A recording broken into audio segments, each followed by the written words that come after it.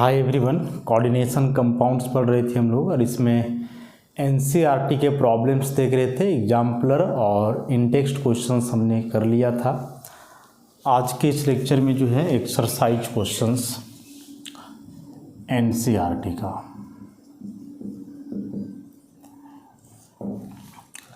क्या क्वेश्चन है एक्सरसाइज में ज़रा देखें हम लोग। तो एक्सरसाइज का सबसे पहला क्वेश्चन है इसका 9.1 explain the bonding in coordination compounds in terms of Werner's postulates।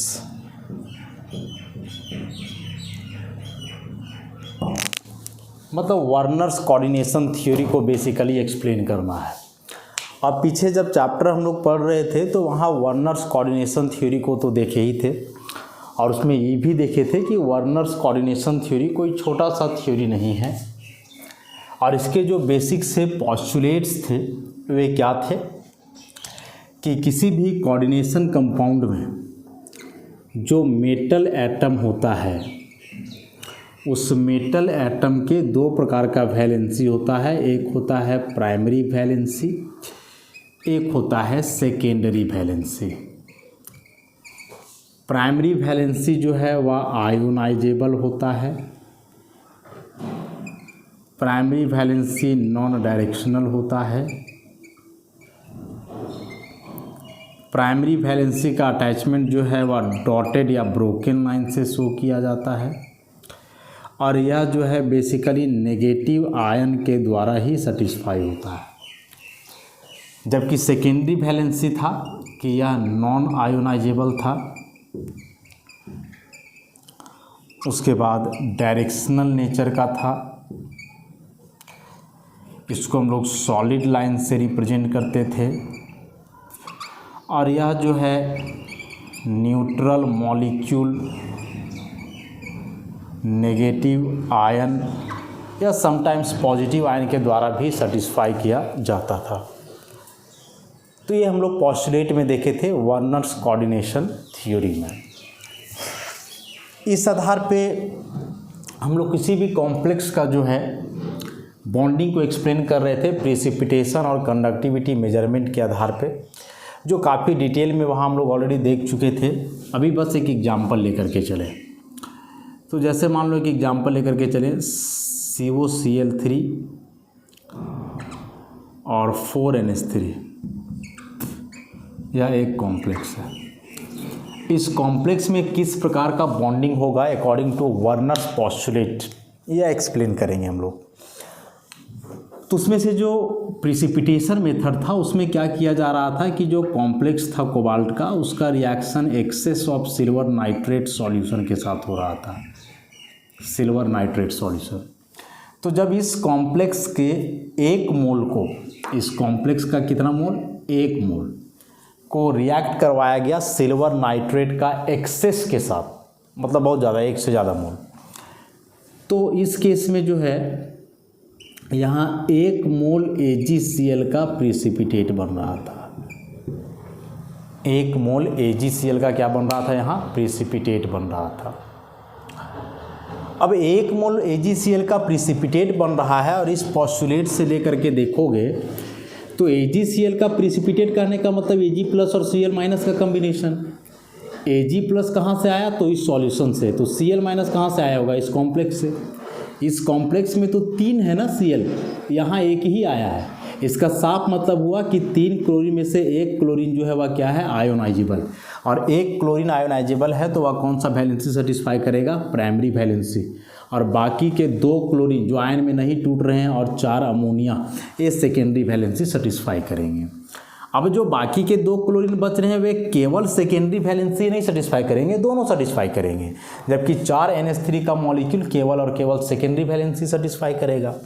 तो उस हिसाब से यदि इसका मॉडर्न फार्मूला हम लोग बनाएंगे तो कोबाल्ट NH3 का होल 4 और उसके बाद 2 क्लोरीन रहेगा अंदर और 1 Cl रहेगा बाहर, ऐसा। और स्ट्रक्चर के माध्यम से चलेंगे तो CO A 2 Cl है जो प्राइमरी सेकेंडरी दोनों सेटिस्फाई करेगा, और बाकी 4 NH3 जो है केवल और केवल सेकेंडरी। लाइन से पता चलेगा, बोल्ड लाइन है, सॉलिड लाइन, तो केवल सेकेंडरी, दोनों है तो प्राइमरी सेकेंडरी दोनों, और यहाँ Cl-। फिर इसमें हम लोग क्या देखे थे कि जो प्राइमरी वैलेंसी है वह ऑक्सीडेशन नंबर के कॉरेस्पॉन्डिंग जाता है, और जो सेकेंडरी वैलेंसी है वह कोऑर्डिनेशन नंबर के कॉरेस्पॉन्डिंग, मॉडर्न टर्मिनोलॉजी में। तो उस हिसाब से यहाँ देखोगे तो कोबाल्ट का ये 4 और 2 6 हुआ, तो इसका कोऑर्डिनेशन नंबर हो जाएगा 6। ऑक्सीडेशन नंबर यदि इसका निकालोगे लेकर के तो आ जाएगा +3। तो ये एक ऐसा एग्जाम्पल दिए हम, ऐसे बहुत सारे एग्जाम्पल्स थे इसमें, और भी कई पॉस्टुलेट थे, चूँकि ऑलरेडी हम लोग डिटेल में कर चुके हैं। तो अभी एक बार फिर इसको याद दिलाएं कि कैसे वर्नर्स कोऑर्डिनेशन थ्योरी को अप्लाई करते हैं किसी कॉम्प्लेक्स कंपाउंड के बॉन्डिंग को जानने के लिए, उसमें कैसा बॉन्डिंग है इस बात को समझने के लिए। बाकी आप नोट से इसको जो है करोगे, और चूँकि बड़ा सा है तो रेयरली ही एग्जामिनेशन में यह पूछता है। ऑब्जेक्टिव बना करके पूछे तो अलग बात है, लेकिन ऐसे जैसे क्वेश्चन अभी लिखे कि कोऑर्डिनेशन कंपाउंड के बॉन्डिंग को एक्सप्लेन करो वर्नर्स पोस्टुलेट पे, यह क्वेश्चन काफ़ी रेयर है बोर्ड एग्जाम के लिए खास करके।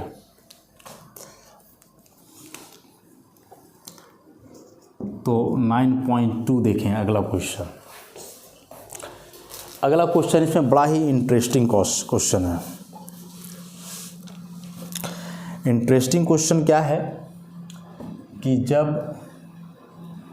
FeSO4 के एक्वस सॉल्यूशन को मिलाया जाता है NH4 का होल 2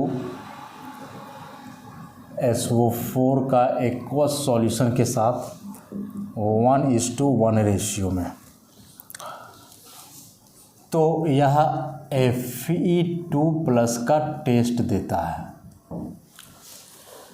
जबकि दूसरी ओर बोल रहा है कि जब मिलाया जाता है CuSO4 के एक्वस सॉल्यूशन को अमोनिया के एक्वस सॉल्यूशन से 1:4 रेशियो में, तो यह Cu2+ का टेस्ट नहीं देता है।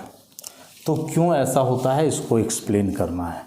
बड़ा ही इंटरेस्टिंग क्वेश्चन है कि जब फेरस सल्फेट और अमोनियम सल्फेट के 1:1 रेशियो वाला जो एक्वस सॉल्यूशन है इसको मिक्सड किया जाता है, क्रिस्टलाइज किया जाता है, तो यह फेरस सॉल्ट का टेस्ट देता है। जबकि कॉपर सल्फेट और अमोनिया के सॉल्यूशन को मिलाया जाता है 1:4 रेशियो में, तब यहाँ से कॉपर का टेस्ट नहीं मिलता है। ऊपर में आयरन है तो आयरन का टेस्ट दे रहा है Fe2+ का, और नीचे कॉपर है Cu2+, तो इसका टेस्ट नहीं दे रहा है। तो क्यों ऐसा हो रहा है समझोगे। देखो, जब इस फेरस सल्फेट और अमोनियम सल्फेट के एक्वस सॉल्यूशन को 1:1 रेशियो में मिलाया जाता है, तो यहाँ बनता है एक डबल सॉल्ट FeSO4 NH4 का whole 2 SO4 6H2 solid, and this is Mohr salt. लेकिन वही यदि नीचे वाला रिएक्शन है तो यहाँ एक्चुअली कुछ ऐसा होता है CuNH3 का होल 4 SO4, और यह जो है एक कॉम्प्लेक्स सॉल्ट है। This one is double salt and this is complex salt. अब डबल सॉल्ट और कॉम्प्लेक्स सॉल्ट के प्रॉपर्टीज जो हमने पढ़े हैं उसमें क्या पढ़े कि यदि कोई डबल सॉल्ट है और उसको आप वाटर में डिजॉल्व करते हो तो वह कंप्लीटली आयोनाइज करता है। ये वाटर है, इसमें आप इसको डिजॉल्व करोगे तो ये बनेगा Fe2+ आयन, ये बनेगा 2 ammonium ion plus 2 sulphate ion. तो चूंकि यहाँ फेरस आयन फर्निश हो रहा है, that's why it will give the test of ferrous ion. लेकिन वही कॉपर के केस में क्या हुआ है कि यहाँ कॉम्प्लेक्स सॉल्ट बना है, और जो बात हम लोग पढ़े हैं कि कॉम्प्लेक्स सॉल्ट को यदि आप वाटर में डिजॉल्व करोगे तो इसमें यह जो कोऑर्डिनेशन स्फीयर का स्पीसीज है ये तो डिसोसिएट नहीं करता है, या तो कंप्लीटली डिसोसिएट नहीं करता है इस जैसा, इसका पार्शियल डिसोसिएशन होगा कॉम्प्लेक्स आयन में, CuNH3 का होल 4 पर 2 प्लस आ जाएगा और ये SO4 पर 2 माइनस आ जाएगा। अब चूंकि यहाँ कॉपर आयन अलग ही नहीं हो रहा है, ये कॉपर का टेस्ट कब देता, जब इस Cu2 प्लस और 4NH3 में टूटता, लेकिन ऐसा तो टूट ही नहीं रहा है और ऐसा नहीं टूटेगा तो ये कॉपर का टेस्ट नहीं देगा, जाहिर सी बात है। तो चूंकि ये जो दो कॉम्प्लेक्स के मतलब बन रहे हैं, दोनों अलग अलग नेचर के हैं, एक कॉम्प्लेक्स जो है डबल सॉल्ट है, दूसरा कॉम्प्लेक्स कॉम्प्लेक्स सॉल्ट है, दोनों के प्रॉपर्टीज अलग होते हैं। डबल सॉल्ट कम्प्लीटली आयोनाइज करता है वाटर में और आयोनाइज करके या फेरस आयन देगा, तो फेरस आयन का टेस्ट किया जा सकता है। लेकिन यह जो कंपाउंड है या कॉम्प्लेक्स सॉल्ट में डिसोसिएट करेगा, कॉम्प्लेक्स आयन में डिसोसिएट करेगा, और जब इसके लिए कॉम्प्लेक्स आयन बनेगा तो यहाँ से कॉपर आयन अलग नहीं होगा, और जब कॉपर आयन अलग नहीं होगा तो फिर यह जो है कॉपर का टेस्ट नहीं देगा। समझ गए? तो बहुत इंटरेस्टिंग क्वेश्चन था।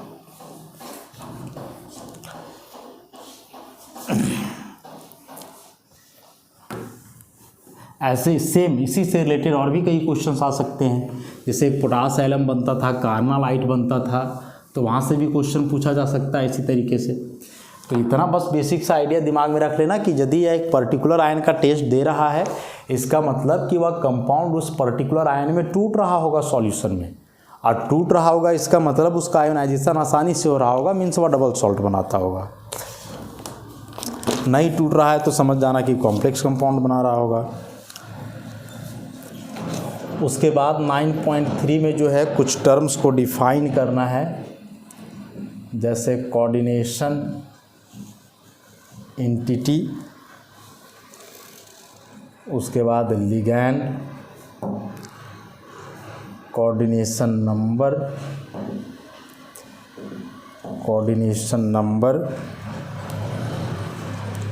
उसके बाद कोऑर्डिनेशन पॉलीहेड्रॉन, होमोलेप्टिक और हेट्रोलेप्टिक कॉम्प्लेक्स। इन टर्म्स को कुछ एग्जांपल्स के साथ डिफाइन करना है। देखो सारे टर्म्स जो है हम लोग पीछे पढ़ चुके हैं, चूँकि अभी एक्सरसाइज कर रहे हैं तो उतना डिटेल में नहीं, बस थोड़ा सा याद दिलाते जाते हैं कि आखिर ये टर्म्स थे क्या, या इसके बारे में हम लोग क्या पीछे पढ़े थे। तो कोऑर्डिनेशन एंटिटी के बारे में हमने क्या पढ़ा था कि कोऑर्डिनेशन एंटिटी में जो है होता है सेंट्रल मेटल आयन और उसके साथ कुछ लिगैंड्स, एक स्पेसिफिक नंबर ऑफ लिगैंड्स होते हैं। तो यह जो स्पीसीज होता है स्क्वायर ब्रैकेट के अंदर, जिसमें कि सेंट्रल मेटल आयन और लिगैंड होता है, यही पूरे स्पीसीज को हम लोग बोलते हैं कोऑर्डिनेशन एंटिटी। इसके अलावा और भी कई एग्जांपल्स हैं, जैसे PtCl4 पर 2 minus, this one is also a coordination entity. उसके बाद लिगैंड, तो लिगैंड के बारे में हम लोग क्या पढ़े हैं कि वह केमिकल स्पीसीज जो कैपेबल हो of donating electron pair to the central metal ion and forms coordinate bond. Simple सा डेफिनेशन है कि वह केमिकल स्पीसीज जो सेंट्रल मेटल आयन को इलेक्ट्रॉन पेयर डोनेट करने के काबिल हो, इलेक्ट्रॉन पेयर डोनेट कर पाता हो और उसके साथ कोऑर्डिनेट बॉन्ड बनाता हो, तो वह लिगैंड कहलाता है। कई एग्जांपल्स हैं, जैसे NH3 नाइट्रोजन पे लोन पेयर है तो यह इलेक्ट्रॉन पेयर डोनेट करके कोऑर्डिनेट बॉन्ड बना सकता है। OH माइनस में ऑक्सीजन पे 3 लोन पेयर है, यह भी इलेक्ट्रॉन पेयर डोनेट करके कोऑर्डिनेट बॉन्ड बना सकता है। तो ऐसे कई हैं।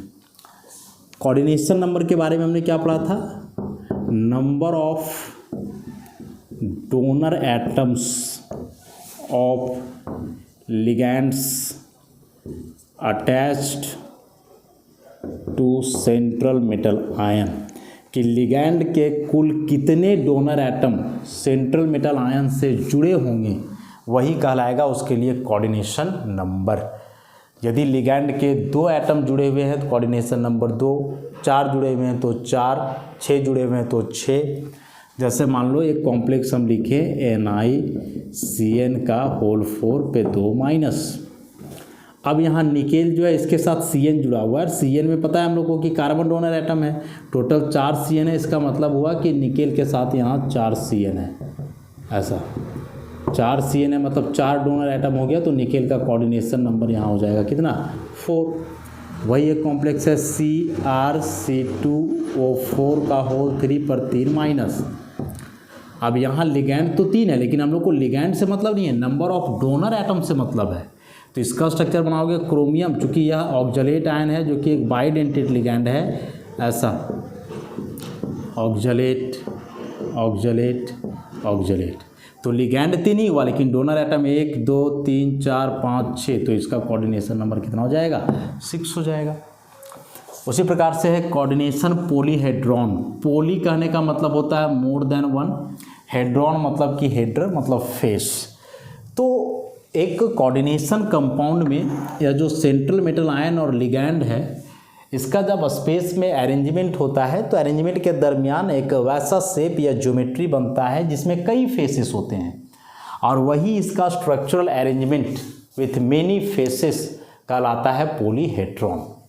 जैसे टेट्राहेड्रल है, मान लो कोई कॉम्प्लेक्स है NiCl4 पे 2 माइनस। अब इसका टेट्राहेड्रल अरेंजमेंट है तो फिर इसका ऐसा बनेगा टेट्राहेड्रल, और इसमें से आप यदि इसको ज्वाइन करोगे तो फेस बनेंगे 4 ऐसे, जो ऑलरेडी डिटेल में हम लोग देखे हैं पहले।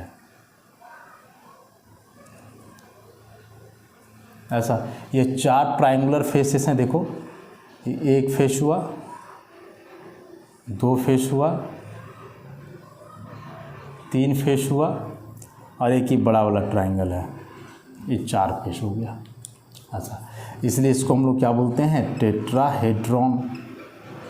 वैसे ही 8 फेस हैं तो ऑक्टाहेड्रॉन ऐसे करके कहलाता है। और अंतिम में 2 है होमोलेप्टिक और हेट्रोलेप्टिक कॉम्प्लेक्सेस। तो जैसे एक कॉम्प्लेक्स हमने लिखा CONH3 का होल 6 पे 3 प्लस, और एक कॉम्प्लेक्स लिखा हमने CONH3 का होल 3 और Cl3। क्या हो रहा है कि इसमें या जो सेंट्रल मेटल आयन है इसके साथ जो 6 लिगैंड्स हैं ऑल आर सेम, जबकि यहाँ ये तीनों एक जैसे, ये तीनों एक जैसे और अलग हैं। तो यहाँ सेंट्रल मेटल आयन केवल एक ही प्रकार के लिगैंड से जुड़ा हुआ है तो यह कहलाएगा होमोलेप्टिक, और यहाँ जो सेंट्रल मेटल आयन है या more than one kind of ligand से अटैच है तो यह कहलाएगा हेट्रोलेप्टिक। तो वह कॉम्प्लेक्स जिसमें सेंट्रल मेटल आयन के साथ एक ही प्रकार का लिगैंड है, चाहे जितना भी हो एक ही टाइप का होगा, जितने होंगे सारे सेम, तो होमोलेप्टिक, और अलग अलग हो तो हेट्रोलेप्टिक। तो इतना बात आप ध्यान में रखोगे। बाकी डिटेल में तो हम लोग पढ़े ही हैं, तो शॉर्ट में भी एक बार हाथ दिला रहे थे कि आखिर ये चीज़ें हैं क्या। आगे बढ़ते हैं हम लोग इसमें। अब मतलब एक प्रकार से रिवीजन हो रहा है, और दोनों तरीके से आपको जानना होगा। एक तो थियोरेटिकली पूरा रट करके रखना होगा, एग्जाम में आए नोट्स लिखने तो आप लिखो, और एक वैसे याद रखना होगा ताकि एग्जाम में कोई ऑब्जेक्टिव टाइप का क्वेश्चन आ जाए तो दिमाग में वह सेटल रहे, तो तुरंत उसको जो है हम लोग बना दें।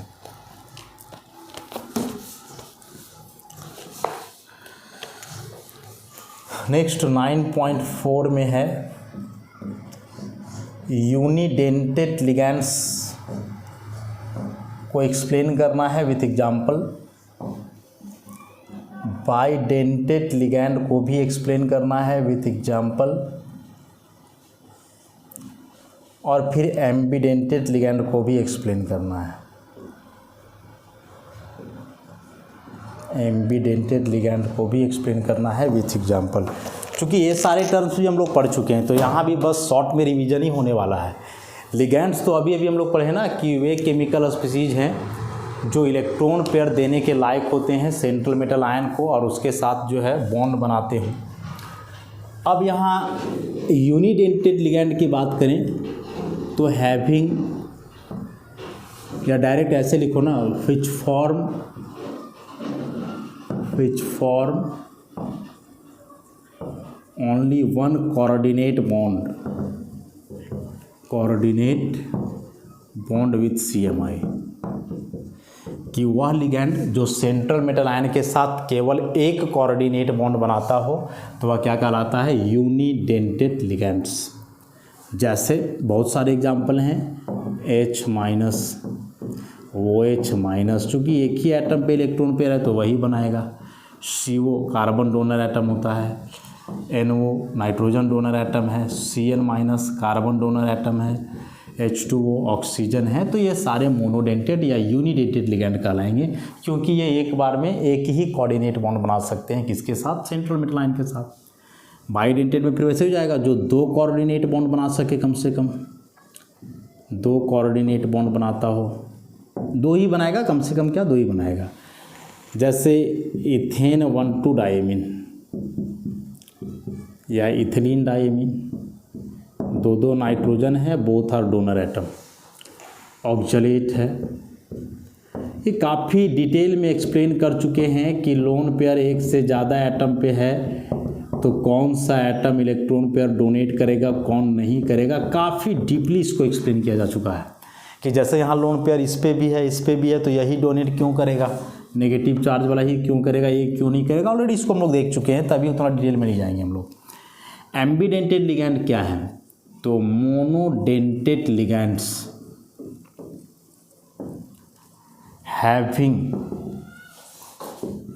2 donor sites but can coordinate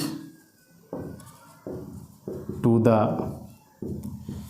central metal ion through only one donor atom at a time। कि वह मोनोडेंटेड लिगैंड जिसके पास डोनर साइट दो होगा, 2 डोनर साइट होंगे, लेकिन एक समय में वह सेंट्रल मेटल आयन से कोई एक ही एटम से जुड़ेगा, दोनों एटम से नहीं जुड़ेगा। जैसे Cn-, कार्बन के पास भी इलेक्ट्रॉन पेयर है, नाइट्रोजन के पास भी है, कार्बन भी बना सकता है, नाइट्रोजन भी, लेकिन एक बार में कोई एक ही बनाएगा। ऐसा नहीं है कि एक ही बार में यहाँ कोई मेटल है तो ये भी बना देगा, ये भी बना देगा, ऐसा नहीं, कोई एक ही बनाएगा, ए या चाहे ए। तो डोनर एटम 2 है, मान लो C जुड़ेगा तो ये साइनो कहलाता है, और यदि N जुड़ेगा, ऐसे N जुड़ेगा तो ये क्या कहलाता है, NC, मतलब कि आइसोसाइनो। उसी प्रकार से बहुत सारे हैं, SCN है, इसमें भी डोनर सल्फर है और नाइट्रोजन, इधर से ये जुड़ेगा तो आइसोथायोसाइनो और इधर से ये जुड़ेगा तो थायोसाइनो। तो वे मोनोडेंटेड लिगैंड्स जिसमें एक से ज़्यादा डोनर साइट है, लेकिन एक समय में सेंट्रल मेटल आयन के साथ कोई एक ही जुड़ रहा हो, दोनों एक साथ नहीं जुड़ सकता है। तो ऐसे लिगैंड्स को हम लोग क्या बोलते हैं, एम्बीडेंटेड लिगैंड्स। बाकी डिटेल तो हम लोग देख ही चुके हैं, अब आगे बढ़ें हम लोग।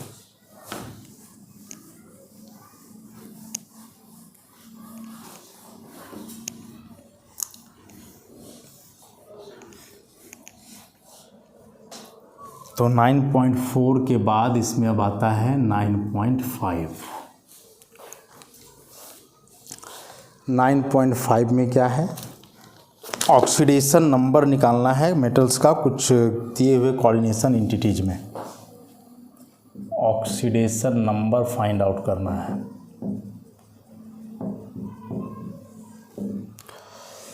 जैसे ए नंबर में दिया हुआ है CO, H2O, Cn, En का होल 2 पे 2+। बी नंबर में है PT, Cl4 पे 2-। सी नंबर में है Cr, NH3 का whole 3, Cl3, CO, Br2, En का होल 2+, और एक लास्ट दिया हुआ है K3, FeCN का होल 6। सब में जो है ऑक्सीडेशन नंबर फाइंड आउट करना है मेटल एटम का, मतलब सेंट्रल मेटल आयन का। रूल्स नए नहीं हैं, बस लिगैंड का चार्ज आपको याद रखना है, फिर वे आसानी से बन जाएंगे। यहाँ जो है मेटल एटम कोबाल्ट को लेके चलना है, यहाँ प्लैटिनम है, अगेन कोबाल्ट, क्रोमियम, और यहाँ आयरन। तो जिसका भी ऑक्सीडेशन नंबर निकालना रहता है उसको हम लोग क्या मान लेते हैं, X, H2O का चार्ज 0, Cn पे चार्ज -1, सबको जोड़ते जाना है, En का 0, 2 है तो 2 से मल्टीप्लाई, इक्वेट करेंगे जो यहाँ चार्ज होगा +2। तो यहाँ से x बराबर आ जाएगा +2 और ये -1 उधर जाएगा तो +1, तो x बराबर +3, मतलब कोबाल्ट का ऑक्सीडेशन नंबर हो गया +3।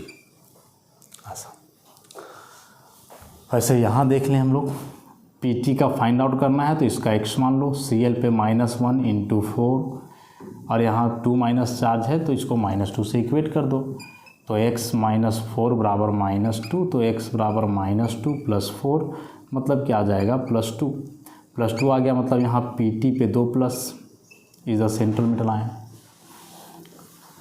अगेन यहाँ क्रोमियम का x, अमोनिया का 0 × 3, Cl का -1 × 3 और यहाँ चूँकि कोई चार्ज नहीं है तो 0 से इक्वेट करेंगे, जो चार्ज रहेगा उतना ही से, तो हो गया x -3 = 0, तो x बराबर +3, मतलब यहाँ इसका 3 आ जाएगा। सेम यहाँ चलें जरा, तो कोबाल्ट का मानोगे x, Br का -1 × 2, En का 0 × 2 और यहाँ +1 है तो +1 से इक्वेट कर देना है, तो x बराबर +1 और ये हो गया +2, तो x बराबर हो गया +3। ऐसा और एक लास्ट यहाँ पोटासियम का +1 × 3, आयरन का x, Cn का -1 × 6 = 0, कोई चार्ज नहीं है, तो +3 + x -6 बराबर 0, तो x -3 बराबर 0, x बराबर +3। तो यहाँ पे Fe++ is the central metal ion. तो आसान सा है, बस लिगैंड का आप चार्ज याद रखो और जो नॉर्मल मेथड है ऑक्सीडेशन नंबर कैलकुलेट करने का, उस मेथड को अप्लाई करो और आसानी से जो है आप ऑक्सीडेशन नंबर को कैलकुलेट कर सकते हो। तो यहाँ से कोई मुश्किल नहीं होना, बस चार्ज याद रहे तो काफ़ी आसानी से जो है आप ऑक्सीडेशन नंबर को फाइंड आउट कर सकते हो। अच्छा, इसमें जैसे मान लो एक कॉम्प्लेक्स खुद से हम लेते हैं और उसके लिए फाइंड आउट करते हैं।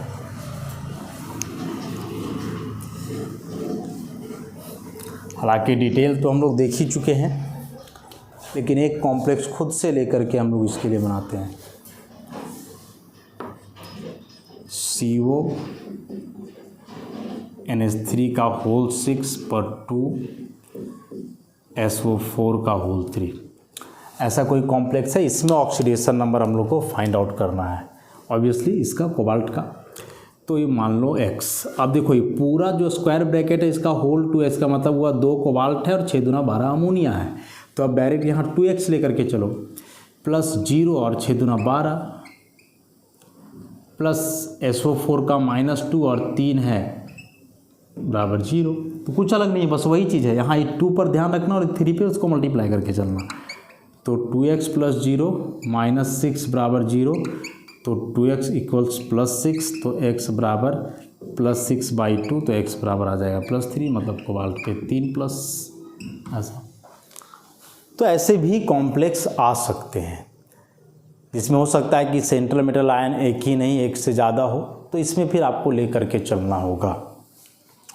हाँ, एक केटायनिक एनायनिक कॉम्प्लेक्स यदि हो, मान लो ऐसा कोई कॉम्प्लेक्स है AgNH3 का होल 2 AuCN का होल 2, और इसमें ऑक्सीडेशन नंबर जो है हम लोग को कैलकुलेट करना हो तो कैसे कैलकुलेट करेंगे। तो यहाँ भी वही तरीका आपको अपनाना है।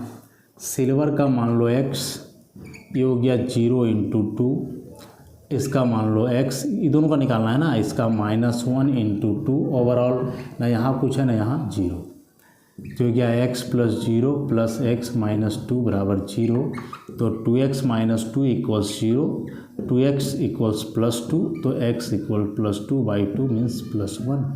तो यह +1 ऑक्सीडेशन स्टेट यहाँ सिल्वर का भी हो जाना है और गोल्ड का भी हो जाना है। ऐसे तो ऑक्सीडेशन नंबर से क्वेश्चन तो होता है एग्जाम में, तो इसको ध्यान रखोगे, कोई नया चीज़ नहीं है, बस लिगैंड का चार्ज पता होना चाहिए, उसके बाद आप आसानी से जो है ऐसे क्वेश्चंस को जो है डील कर पाओगे। तो अभी टोटल हम लोग 5 क्वेश्चन देखे एक्सरसाइज का 9.5 तक, और बहुत से बेसिक्स क्वेश्चन थे। सबसे इसमें जो इम्पोर्टेंट क्वेश्चन था और थोड़ा इंटरेस्टिंग क्वेश्चन था वह आयरन और कॉपर का जो दिया हुआ था टेस्ट से रिलेटेड शायद 9.2 था वह क्वेश्चन। तो अच्छे से आप समझ लोगे इसको, क्योंकि सारे क्वेश्चंस को बताया जा रहा है, चैप्टर्स काफ़ी डिटेल में बताया गया है, तो वैसे ही करोगे ताकि आसान हो जाए, कहीं से भी क्वेश्चन आए तब उसको कर पाओ। तो आज के लिए इतना ही, बाकी आगे के क्वेश्चन जो है हम लोग नेक्स्ट लेक्चर से करेंगे। धन्यवाद।